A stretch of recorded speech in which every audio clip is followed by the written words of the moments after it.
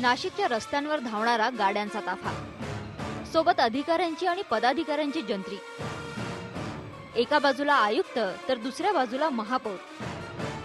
राज ठाकरेंच्या पाहणी दौऱ्याचं हे दृश्य नाशिककरांना नवीन नाही. शिवसेनेत असताना सेनेचे महापौर असायचे, आता मनसेचे होते. एवढाच काय तो फरक.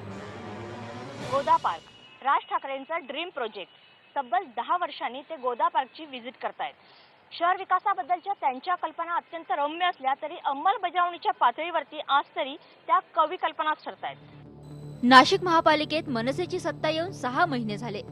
नाशिककरांनी मनसेला 3 आमदार दिले, 40 नगरसेवक दिले आणि पहिले महापौरही.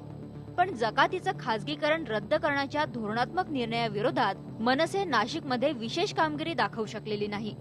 पण पक्षाध्यक्ष राज ठाकरे म्हणतात, मला असं वाटतं आपण 5 वर्षाचा विचार करावा, 6 महिन्यात काय झालं असा विचार करू नये. या सगळ्या गोष्टींकडे माझं नीट बारकाईने लक्ष असतं, त्याप्रमाणे तुम्हाला रिझल्ट दिसतील. अर्थात त्यासाठी आता नाशिककरांनी 5 वर्ष वाट बघावी असं गाजर राज ठाकरेंनी पुढे केलंय. बरं झालं, राज ठाकरेंच्या दौऱ्यातच नाशिकच्या बकाल उद्यानांची वाताहत पुढे आली. नाशिकचं भूषण असलेल्या कुसुमाग्रजांच्या नावानं उभारलेल्या उद्यानाचीही ही दुर्दशा. विशेष म्हणजे मनसेचे नगरसेवक आणि मनसेचे आमदार दोघेही याच मतदारसंघातले आहेत. व्हिडिओ जर्नलिस्ट हेमंत बागुलसह दीप्ती राऊत, IBN लोकमत, नाशिक.